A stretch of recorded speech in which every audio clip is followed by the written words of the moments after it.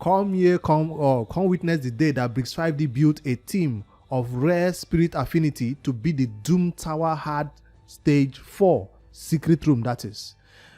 I just wanted to hit the record button before I take down this boss for the first time, so we'll find this final reward that we've been fighting for all this time. It took me about a week to finally get this team together because, of course, something is always happening in raid. So I just wanted to hit record and show you the final step right here, and then we'll go through their gear, because if you're watching this video, chances are you would also want to beat the Doom Tower Secret Room 4. It is necessary that you build all rares of Soban Boya. This brings me to 98 fragments for this champion who lost the soul cage. Alright, we are not here to talk about him, we are here to talk about the champions that made it possible. That's my team right here. Mother Superior for the speed boost. If you do not have a Mother Superior, a War Priest even helps to increase your attack. But she's there to top off some of the HP that Gnarhorn, will be taking damage from, because he's gonna be one that is taking damage in this entire team. Nobody else gets hit except him. All right, Soban Boya, I built 2 to 60. You do not have to. I find that out the hard way right now after I did the run, and I was like, wait, they're not being touched at all. The entire team never got touched because of Gnarhorn. Now, if you do not have a Gnarhorn, you might need to build out 3 Soban Boyas to ensure that that stun lands. Yes, that's how you keep control of the enemies. Provoke or stun. Now, my only damage here is coming from Berserker. Of course, Soban Boya can do a great deal of crit damage, especially when you have that crit rate on her. But if you do not have them in crit damage because of the stun set that you're going to be putting on them, Berserker is the only champion that I put Savage set on, or Cruise set, or one damage dealing set, any set that can do a lot of damage. That's what I put on him, so he can take down these waves faster, so we don't stay here for the next 30 minutes. Then Gnarhorn, he's in full tank gear. That's high HP, high defense, and of course enough accuracy to land his provoke. That's all you need on him. I took him to 60 also. I don't think you need to, but hey, if you're finding it difficult, I'll suggest you try this champion at level 50 first. Try to beat the stage. If you can't do it at 50, then you take some of them to 60. But Mother Superior, I would never take her to 60 because I feel like she's less important in this team. Alright, let's take a look at their stats. You can see I've not even finished leveling them up. 31, 35, 35. That means I could have done this with 5 stars. That's what it means. I just got too excited. I never tried it. I just took them to 60 because of the champion training event that was going on to get the cold heart skin, I guess. And I was leveling up champions. So I was like, why not just do it at once? So I was trying to get masteries on them. That's why you see they are out 35, 35, 35, 31. They are currently in the Minotaur trying to get masteries. I was like, hold on. Why am I trying to put masteries on all these champions? Why not? Let me just go try it first. Let me just try it. Just to try it to see if it's possible. And it worked. So you don't need masteries on them. That's what I'm saying. Of course, masteries will always help to improve your accuracy, to improve your chances of landing that stun. So, but from experience that I've done mine right now, I did not need masteries. With Gnarhorn in there, he's the MVP. As long as you have somebody to top up his health, he will keep the enemy's control and your other champions can just do damage. Alright, let's take a look at their stats, because that's the most important thing. I'll first of all show you the enemy stats so you know how to build these rare champions for the Spirit Affinity of Secret Room 4. These champions have a speed of 107 all the way to 113 for Spirit Host on the first wave, and the second wave have a speed of 100 all the way to 107 for War Priest on the second wave. So these are the enemies you'll be fighting. There's a third wave also, from 106 all the way to 110 speeds. These speeds for these champions are low. You expect that Doom Tower champions will have extremely high speeds, 200. No, the speeds for these Doom Tower champions are low because they are rare champions. Now their HP, that's an entirely different ball game, because Playroom just wanted to boost their HP up to make you sit here trying to beat them for an extended period of time. They didn't want to make it normal 30k HP so you can just nuke them with one shot. No, they knew what they were doing with this one. So that's the main thing you should focus on: speed. To be able to land debuffs on them, what debuff are you trying to land? The stun is not a debuff that needs accuracy to land. The provoke is the main one. So the provoke from Gnarhorn, you can see that you need an accuracy of about 255. So from 220 to 230, but just to make sure you don't end up getting resisted sometimes, hit that mark, hit 250, hit 255, or maybe 260. I'll show you my accuracy on Gnarhorn so you see how much accuracy I have that made it possible to land my provoke at every point in time on all the enemy champions. All right, that's the stats you should know. If you want to take a look at these stats, it's found on Hade's website. Click on Rage Studies tool. You will need to create an account and log in to view this information for Doom Tower Hard Secret Room 4 difficulty. Now my stats. Let's head over to the MVP himself. Let me talk about him first because this is the main champion you need. When I started building my own rare champions, I didn't have him.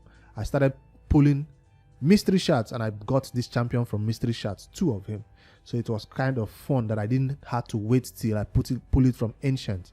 So if you do pull this champion, keep a copy of him in your vault. Even if you're watching this video and you're not interested in Doom Tower Hard yet, or you're not trying to beat the secret room yet, keep a copy of this dude.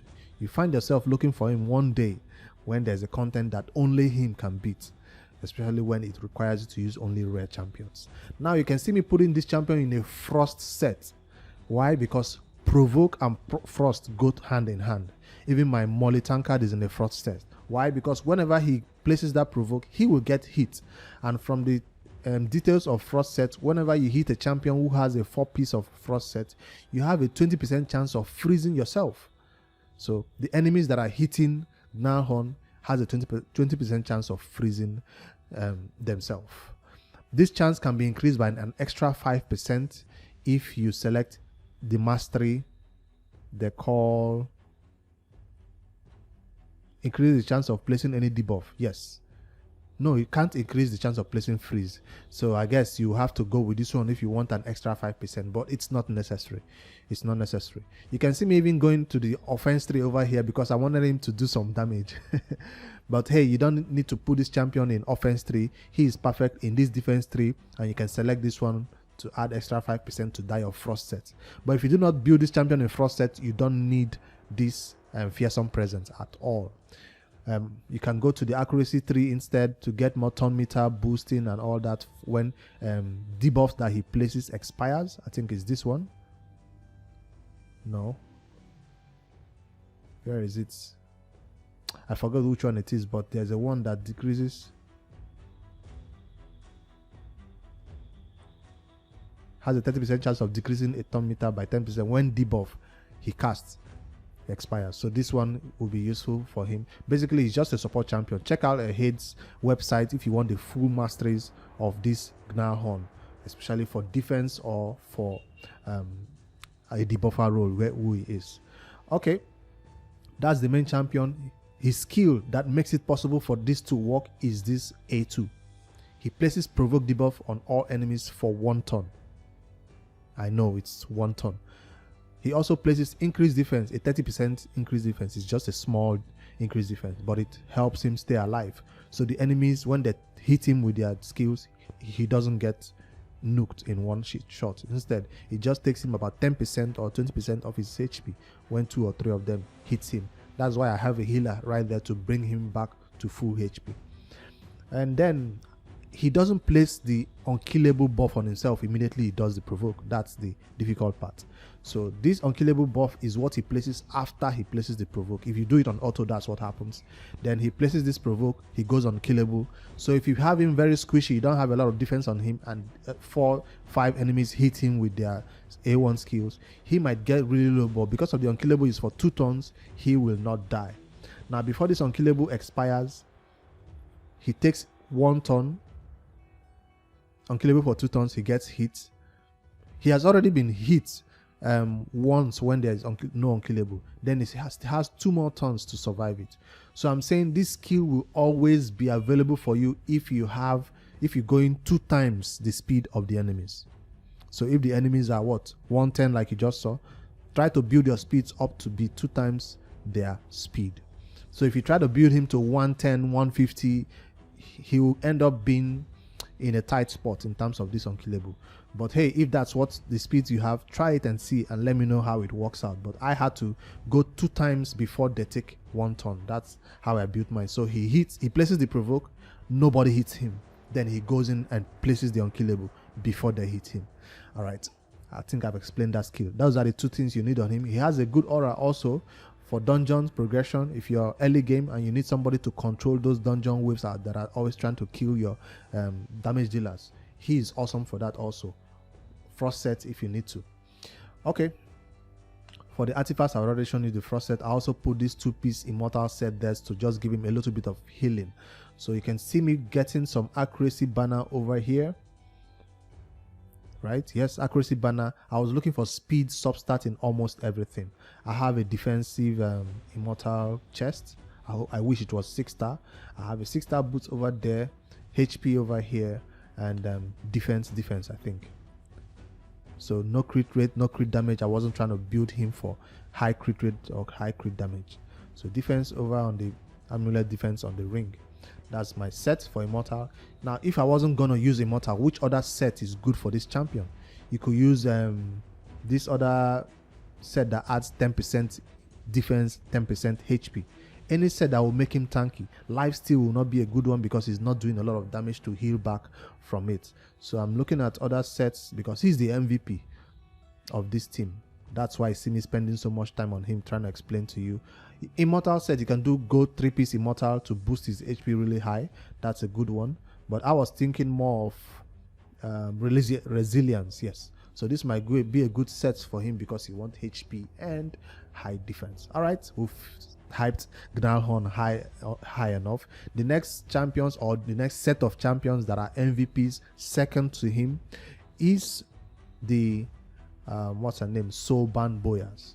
Now I already had one of this champion already built a long time ago for my Spider 20 team where I was trying to take down the Spider, and she was known back then as the Spider tank because she could counter attack on this A1 and put the Spiderlings to sleep or maybe kill them. So it's not like a real counter attack. It's just from her masteries. If she loses a certain amount of HP, or now that you have counter attack accessories or counter attack what is it, resilience artifacts also, that anything that will make her counter attack with the A1.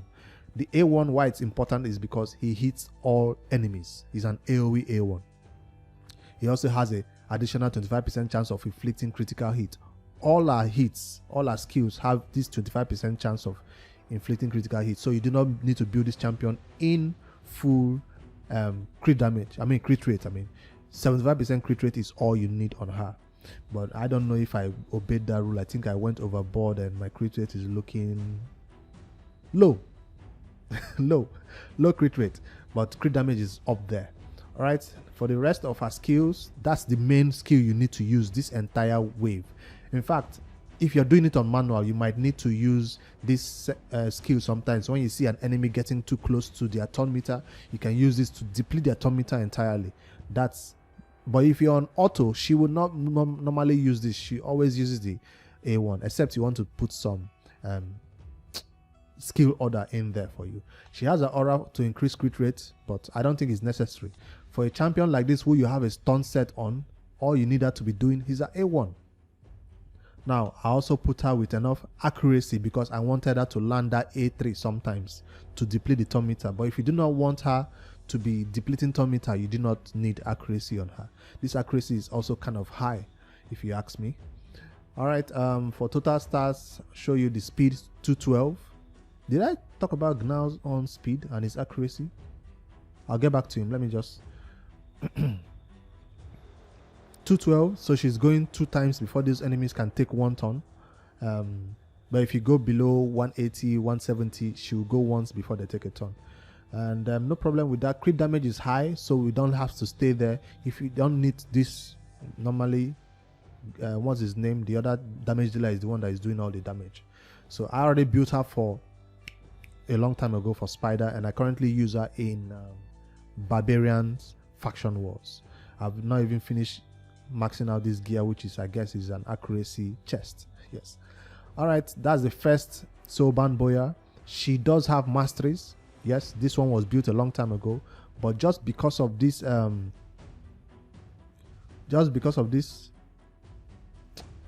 battle, I reset my masteries from offense 3 to defense 3 because I wanted this fearsome presence, which adds an extra 5% chance of me landing that stun on the artifacts.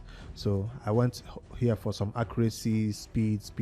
So basically, she is in a defensive, a control build. This is a control just for that stun set. So this is not a damage build at all. Now, if you wanted a damage build for the second one, I was trying to go towards a damage build for the second one. Where is she? The second Soban Boya. I think I've not gotten there yet. That's the second one that I just took to 60. And I was trying to add some damage on this one because why not? Let's not make it too long. So, but I was like, let me go do the run. And now the run worked out. That means I don't need to take this champion to full masteries anymore. For the artifacts I used there, also some stun set, should be using the A1s all through. And high accuracy also. Speeds is also high enough to go 2 times before the enemies take a turn. 234, quite high. Crit rate is also low. Why am I building their crit rate so low with high crit damage? Now, why I was doing crit damage crit damage glove and crit damage amulet was because I know they will not be taking damage. Gnarhorn will be the one taking all the damage. If you go crit damage amulet and crit damage glove and they get hit, they will go down 1 time. So I went crit damage in these 2 artifacts because I know that Gnarhorn is there for the controls. So the crit rate is kind of low though. I should have done better with that crit rate with 100% at least. This is kind of low. So even if she had 25% to this, I'll be about 70 to 80% crit, I guess. That's the second Soban Boya in stun set also. And now for my damage dealer, savage set. Artifact still being leveled up, not yet completely done. So, but right now he's sitting at a total of he went overboard with his crit rate, but I tried to build him with crit damage. Yes, I tried to put this champion in high crit damage. And speed 192, he doesn't need to be fast. He's just there for the damage. So damage dealers can be 180, 190, yeah. He doesn't need to be fast, but I did have enough attack on him. See, I pumped attack into this champion and crit damage so he can do some damage. He doesn't need accuracy for anything. He's not in a stun set. This is a savage set which ignores how many percent? 25% of the enemy's defense. His skills, why he's being used in this battle is because he does a field turn meter of 30% when he crits. That's why I try to reach 100% crit on him. And then he also grants an extra turn to himself if he kills an enemy with this is A2. This one is an AoE skill. Some people will say put him in a stun set because he has one AoE now. I'd rather put him in a full damage set so the run will be faster. So that's my Berserker done. And the last champion, Mother Superior, right? That was the last one. Or do I have one more? Now, I wanted to use Templar or War Priest or Mother Superior. So I had 3 options to go and I settled for Mother Superior. So remember that Templar is also a control champion who places provoke. So if you do not have a Gnarhorn, he might serve, but his provoke is on a 4-turn cooldown. It's not like Gnarhorn's provoke, which is on a lower cooldown, right? Attacks 4 times, so it's even a 4-time random. He doesn't place an AoE provoke on everybody. So no, it's on a 3-turn cooldown like Gnarhorn also.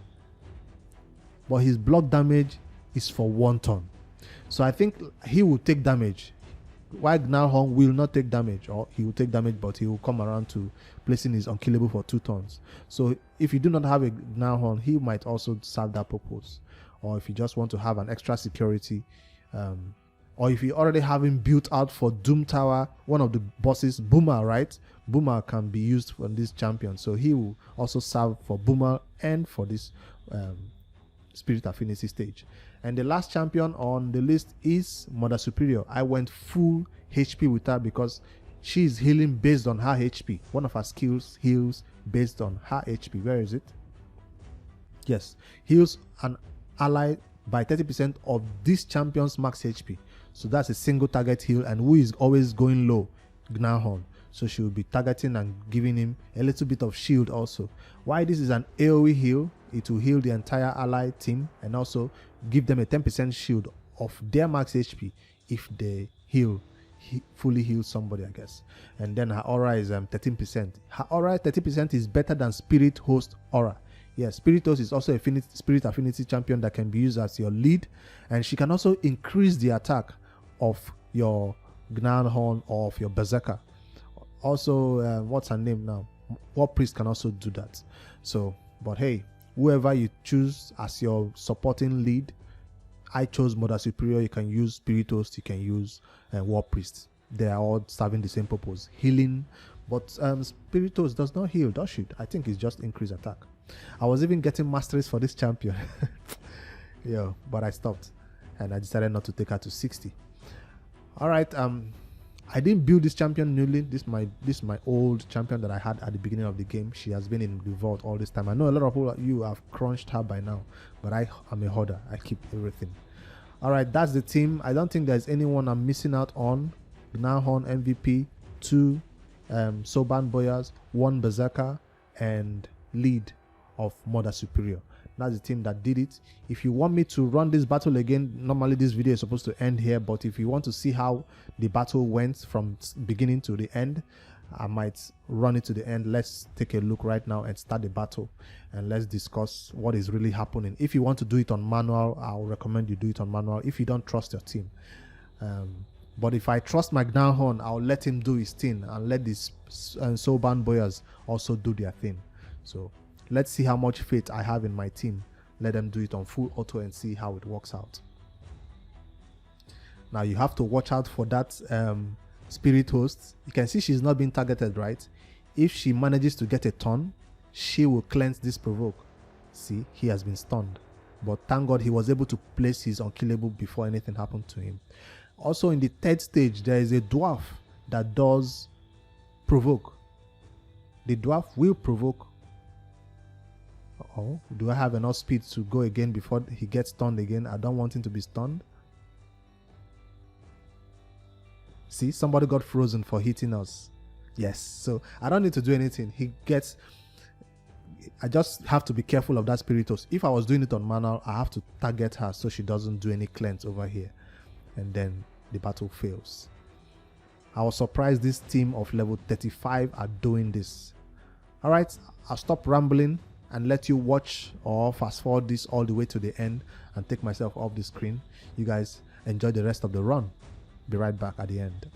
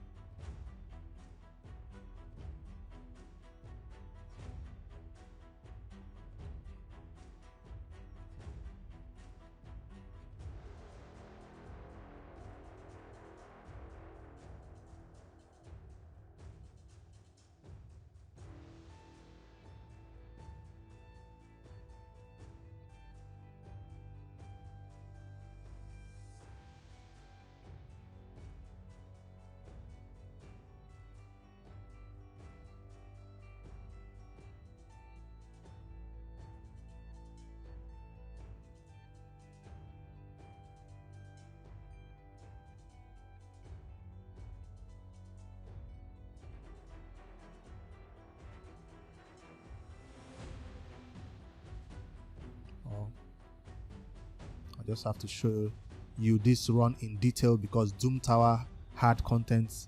If you don't do it exactly how it needs to be done, you will find it extremely difficult. But hey, right now that you know the speeds, you need to be around 200 so you can go 2 times. You know the particular champions you need. You know you need stun set on the 2 Soban boyas or 3 Soban boyas. You don't need them to be level 60s. They can be all level 50s, I think, for this to be possible. Just make sure the enemies don't take a turn so you don't get nuked when they are level 50s. And the run will be successful. That's Secret Room 4 for Doom Tower Hard. This is the first time I'm beating it, and I'm extremely excited because the next time it comes up in even other rotations, I'll be able to use the same team and beat it. No stress. Now, it also gives me an opportunity to put artifacts on champions. My artifacts that are lying around taking space in my inventory are now on champions. Now, if I do build a new champion, let's say Seal the Drake, and Seal the Drake needs a stun set, I will take it from one of these champions. See, so it's giving me somewhere to store my artifacts. That's where I look at it. It's not like you wasted level 60s, or maybe you wasted time getting masteries for rares, maybe, but at least now I can beat this and move on. This is part of my Doom Tower series. I have other stages I've also beat in terms of bosses, all the Doom Tower bosses, Doom Tower hard bosses. I've posted videos about them from level 1 all the way to level 120, so check out the playlist. If you have any difficulty with any Doom Tower stage, Roto, Sifi, I've also posted about that. If you have any other questions about these champions that I've built in this or similar secret rooms that you're finding difficult, join the Discord, post your screenshots, ask your questions. I will be glad to get back to you. The next one I'll be talking about in the next video is this, when I build rare teams for this secret room 9. Alright, I'll see you guys in the next one. Don't forget to hit the like and subscribe. Let me know in the comments if this video helped you in any way, if you found it useful, or if you plan to use this type of champions when you finally get to that secret room of the Doom Tower Hard. It's not necessary, but because I wanted to complete everything, you could clearly skip it and do the rotation in 2 weeks when the next rotation comes up and still get the fragment champions of Orust, the Soul Cage, or other champions that are advertised. But I wanted to be a completionist and get everything done. So I'm close. 2 more secret rooms for me to be done, and I would have cleared all Doom Tower hard secret rooms successfully. That's a huge flex for me to have. Alright guys, have a good night. I'll see you guys in the next great Shadow Legends video.